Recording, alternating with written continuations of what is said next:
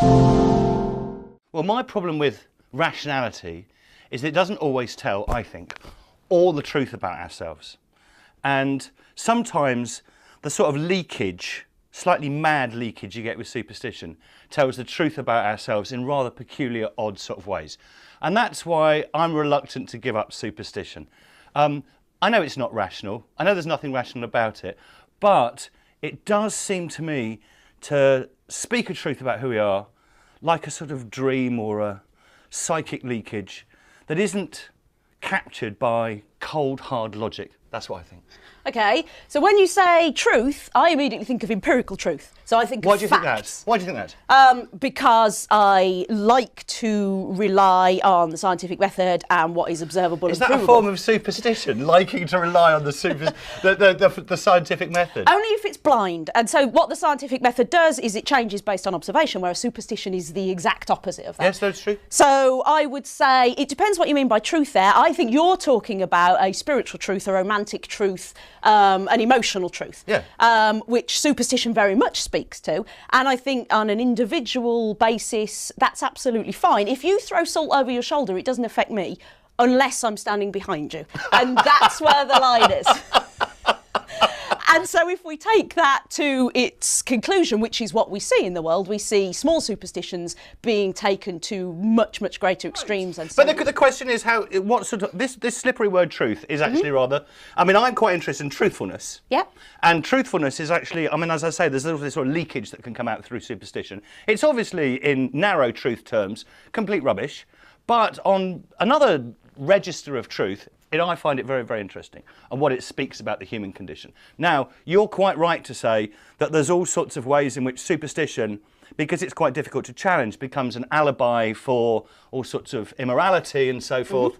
Well, science can be an alibi for immorality as well. You know, that can happen too.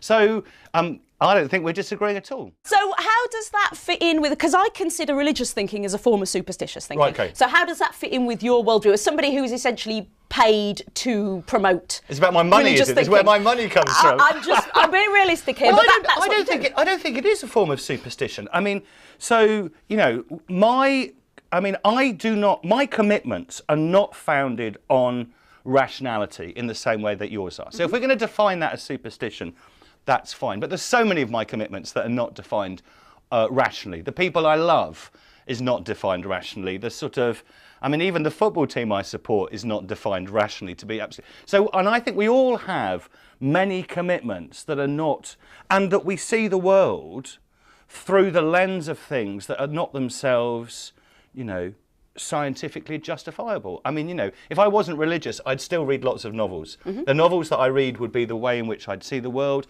They're not scientifically true. Sherlock Holmes did not live at 22B Baker Street, and the idea that you suddenly get really baity about a book because he never did, that seems to me to be bizarre, okay? They show you things about the world, and I think that's absolutely true about faith as well. Its truthfulness is in what it's able to reveal, not in its rational justification. I agree with you to a point, and historically I think that has been the case, but I think now it's irrelevant. I don't think we gain anything in poetry, in art, even in philosophy that we wouldn't also have if we eliminated superstition. We bear in mind that critical thinking or skeptical thinking, scientific thinking, is a baby compared to superstitious and religious thinking. As soon as we could think, we saw the sun, we realised the effect it had on plants, and we went worship it. But here's where I don't think you're critical enough. Here's where I don't think, I mean, I think religion has thousands of years of self-critical vigilance. I think science has not got enough self-critical vigilance.